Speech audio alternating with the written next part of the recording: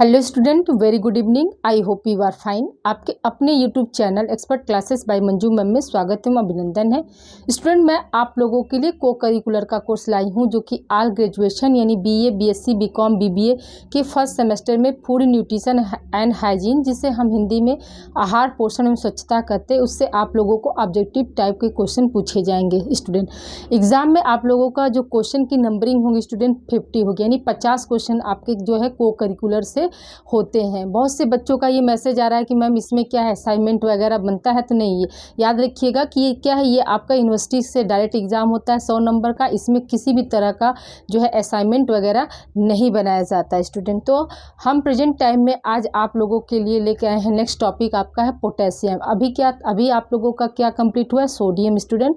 और ये क्या है आपका जो मेजर खनिज लवण है उसका ये लास्ट है पोटेशियम स्टूडेंट। ठीक है, तो आज हम क्या है पोटेशियम के बारे में डिस्कस करेंगे। जिस तरह से हमने सोडियम के बारे में जाना कि ये क्या है, मांसपेशियों के निर्माण में, तंतुओं के निर्माण में जो है बहुत अहम भूमिका निभाती है, ठीक उसी तरह से जो पोटेशियम होता है तो ये भी क्या है मानव शरीर में तंतुओं तथा ऊतकों के निर्माण में जो है ये अहम भूमिका निभाती है। इसका 90% भाग जो होता है ऊतकों तथा इंट्रासेलुलर मतलब अंतःकोशिकीय फ्लूइड के लिए पाया जाता है, और क्या है 10% जो है ये एक्स्ट्रा सेलुलर फ्लूइड में होता है।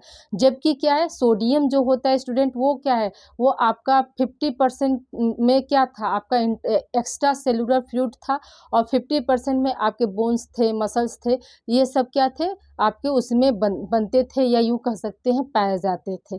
तो आइए हम स्टूडेंट आगे कंटिन्यू करते हैं। तो देखिए आपका क्या है ये पोटेशियम का साइन क्या होता है? के। हम पोटेशियम को किससे दर्शाते हैं? तो के से दर्शाते हैं। इसकी खोज कब हुई थी स्टूडेंट? याद रखिएगा कि 1807 ईस्वी में हुई थी। और किसने की थी? हेम्फ्री डेवी ने की थी। हेम्फ्री डेवी ने क्या क्या खोजा है स्टूडेंट? मिनरल्स में सोडियम और पोटेशियम दोनों की खोज जो है हेम्फ्री डेवी के अनुसार किया गया। या हेम्फ्री डेवी ने क्या किया था, इनकी खोज की थी। कौन कौन से दो मिनरल्स है? तो वो है आपका सोडियम और दूसरा क्या है आपका पोटेशियम। ठीक है स्टूडेंट, तो देखिए ये क्या है पोटेशियम, के हमने यहाँ पर लिख दिया था। के का मतलब क्या स्टूडेंट? पोटेशियम अंतःकोशिकीय द्रव्यों, आरबीसी व मांसपेशियों में रहती है। ठीक है, यानी पोटेशियम जो है ह्यूमन बॉडी में कहाँ पाया जाता है? तो हम क्या बता सकते हैं? अंतःकोशिकीय द्रव्यों। ठीक है, आरबीसी का मतलब क्या होता है? तो रेड ब्लड कार्पसेल्स होता है, और मांसपेशियों में पाया जाता है। ठीक है, आरबीसी का फुल फॉर्म क्या होता है स्टूडेंट? याद रखिएगा कि रेड ब्लड कार्पसेल्स होता है। इसका जीवन काल कितने दिन का होता है स्टूडेंट? याद रखिएगा कि इसका जीवन काल 120 दिन का होता है। आरबीसी का निर्माण कहाँ होता है स्टूडेंट? याद रखिएगा कि बोन मैरो में होता है। कहाँ होता है? बोन मैरो में होता है। बोन मैरो का मतलब क्या होता है हिंदी में? इसको हम क्या बोलते हैं? अस्थि मज्जा बोलते हैं। क्या बोलते हैं स्टूडेंट? अस्थि मज्जा बोलते हैं। ठीक है, आरबीसी का निर्माण कहाँ होता है ह्यूमन बॉडी में? तो बोन मैरो में होता है। और यहीं पे क्या है, अगर ये मतलब जो है छोटा है, बच्चा है, तो उस बच्चे में जो है कहाँ आरबीसी बनता है? तो याद रखिएगा कि एम्ब्रियो में बनता है, भ्रूण में बनता है। ठीक, सॉरी, प्रेगनेंसी के दौरान जो है आरबीसी कहाँ बनता है? तो याद रखिएगा कि एम्ब्रियो में बनता है। आरबीसी का जीवन काल कितना होता है? तो 120 दिन का होता है। और आरबीसी का अंत कहाँ होता है स्टूडेंट? याद रखिएगा कि प्लीहा में होता है। कहाँ होता है? प्लीहा, यानी स्प्लीन, जिसको हम इंग्लिश में क्या बोलते हैं? स्प्लीन बोलते हैं। ठीक है, आरबीसी का अंत जो है प्लीहा में होता है। इसीलिए प्लीहा को हम क्या बोलते हैं? आरबीसी का कब्रिस्तान बोलते हैं। क्या बोलते हैं? आरबीसी का कब्रिस्तान किसे कहा जाता है? तो प्लीहा को कहा जाता है स्टूडेंट। ठीक है, अब देखिए अगला पॉइंट है आपका पोटेशियम का 90% भाग ऊतकों आरबीसी में मौजूद रहता है, और 10% क्या है बाह्य कोशिकीय पदार्थ में रहता है। ठीक है, वहीं पर हमने आपको मतलब इसकी पूर्व की क्लासेस में पोटेशियम के बारे में सोडियम के बारे में बताया था। तो उसका क्या था, उसका जो 90% भाग या 50% जो भाग था वो क्या था? एक्स्ट्रा सेलुलर था। लेकिन यहाँ पे क्या पोटेशियम में क्या होता है? 90% भाग जो होता है ये क्या है? इंट्रा सेलुलर होता है, और 10% भाग क्या होता है? एक्स्ट्रा सेलुलर होता है। ठीक है, अगला है आपका स्टूडेंट यानी प्राप्ति कहाँ कहाँ से होता है। तो स्रोत में क्या, उत्तम स्रोत, जैसे पोटेशियम का उत्तम स्रोत क्या क्या माना जाता है, तो याद रखिएगा कि दाल में पाया जाता है, तेल बीज, दूध, दही, पनीर, मांस, मछली, अंडा, फल व सब्जियां, ये सब क्या है, उत्तम सोर्स होते हैं किसके, पोटेशियम के। तो अल्प स्रोत क्या है स्टूडेंट, याद रखिएगा कि मक्खन में जो होता है पोटेशियम जो है कम पाया जाता है, ब्रेड में जो है पोटेशियम कम पाया जाता है, और बिस्कुट जो होता है उसमें क्या होता है, पोटेशियम जो है कम पाया जाता है स्टूडेंट। ठीक है, अब आगे हम बात करते हैं पोटेशियम के कार्य, यानी functions of potassium, functions of potassium. तो अब देखिए, जो कार्य हमारे जो सोडियम में थे स्टूडेंट, वही कार्य क्या है पोटेशियम के भी हैं। यानी एक को याद करेंगे तो दूसरा क्या होगा, अपने आप ऑटोमेटिक याद हो जाएगा, या यूं कह सकते हैं कि कंप्लीट हो जाएगा आपका।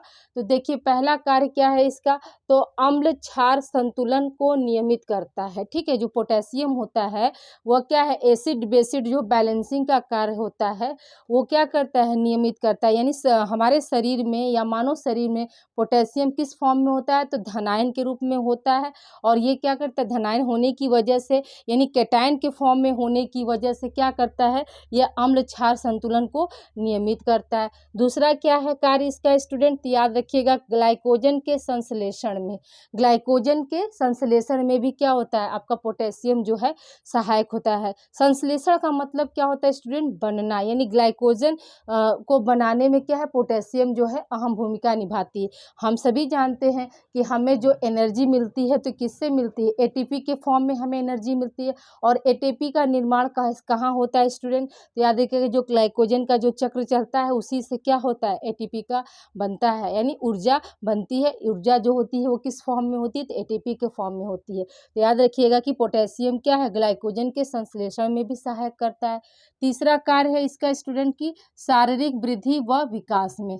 तो पोटेशियम जो है किसी भी बच्चे के शारीरिक वृद्धि और विकास के लिए क्या है, बहुत महत्वपूर्ण होता है। अगर इसका अभाव होगा तो बच्चे का जो है शारीरिक वृद्धि और विकास क्या होगा, प्रभावित हो सकता है। या यूँ कह सकते हैं कि किसी भी बालक का जो है शारीरिक वृद्धि और विकास क्या हो सकता है, देरी से हो सकता है। फिर अगला क्या है, मांसपेशियों के संकुचन में। ठीक है, यानी मसल्स को कॉन्ट्रैक्ट और रिलैक्सेशन करने में, यानी फैलने और सिकुड़ने में। ठीक है, सिकुड़ने और फैलने में, यानी जैसे ये हमारा क्या है, हाथ खुला है फिर हम मुट्ठी बांध देती है, यहाँ पे क्या हो रही है, यहाँ की मसल्स मुट्ठी बांधने पे क्या हो रही है स्टूडेंट, सिकुड़ रही हैं, और ऐसे खोलने पे क्या हो रही है, फैल रही हैं। तो मांसपेशियों के संकुचन यानी फैलने में और सिकुड़ने में क्या होता है, पोटेशियम जो है भूमिका निभाता है। अगला क्या है, हृदय की धड़कन बनाए रखने में।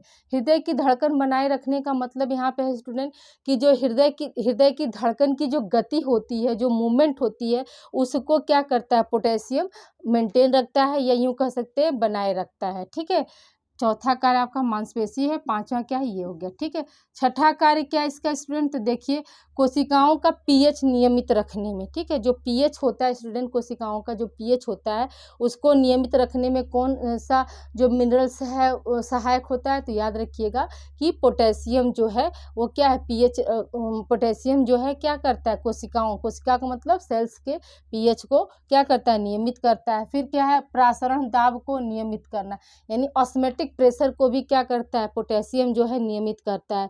पोटेशियम भी क्या है, सोडियम की तरह एक बफर होता है स्टूडेंट, जो कि क्या करता है, ब्लड को मतलब जमने नहीं देता, ब्लड को क्या है, कोलाइडल फॉर्म में रखता है। यानी जो हमारा ब्लड होता है वो ज़्यादा न पतला हो सके और न ज़्यादा मोटा हो सके ना, उसके लिए क्या है, ऑस्मेटिक जो प्रेशर होती है उसको मेंटेन करने का कार्य कौन करता है, आपका सोडियम भी कर रहा था, और क्या यहाँ पर पोटेशियम भी कर रहा था। ठीक है, तो ये क्या है स्टूडेंट, ये आपके 7 कार्य हो गए। ठीक, अब अगला हेडिंग है आपका स्टूडेंट, पोटेशियम की कमी से कौन सा रोग होता है, तो याद रखिएगा कि पोटेशियम की कमी से क्या होता है, हाइपोकैलेमिया होता है। अब वहाँ पे याद रखिएगा स्टूडेंट, सोडियम की कमी से क्या था, हाइपोनेट्रीमिया था। ठीक है, हाइपोनेट्रीमिया जो हो रहा है वो क्या है, सोडियम की कमी से हो रहा है, लेकिन हाइपोकैलेमिया जो हो रहा है वो किसकी कमी से हो रहा है, पोटेशियम की कमी से हो रहा है। के से याद रखिएगा, इसका ट्रिक याद रखिएगा, के हो जाएगा कैलेमिया हो जाएगा, तो यानी कि पोटेशियम की कमी हो गई, और नेट्रेमिया हो जाएगा तो यानी सोडियम की कमी हो जाएगी। ठीक है, अब दूसरा क्या है, पोटेशियम की अधिकता से, पोटेशियम की अधिकता से कौन सा हो जाएगा, तो हाइपरकैलेमिया हो जाएगा। हाइपो का मतलब क्या होता है स्टूडेंट, कम होता है। हाइपो का मतलब क्या होता है, हाइपो का मतलब कम होता है, और हाइपर का मतलब क्या होता है, अधिक होता है।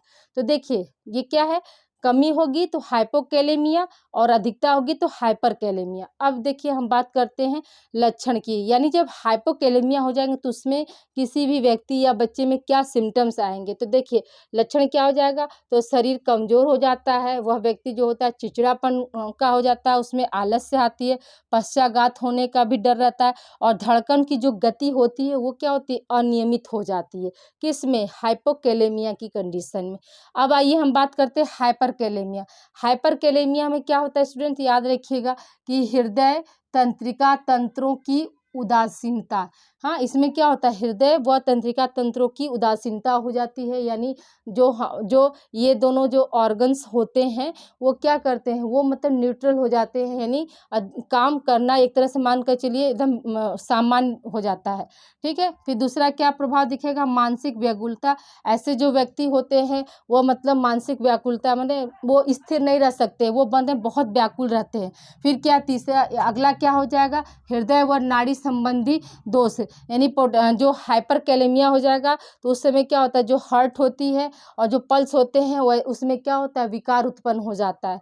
फिर क्या है आपका, मांसपेशियों में ऐंठन व दर्द। तो मांसपेशियों में क्या होता है स्टूडेंट, तो जो मसल्स जो होते हैं वो ऐंठने लगते हैं, और जो पीड़ा जो होती है वो असहनीय हो जाती है।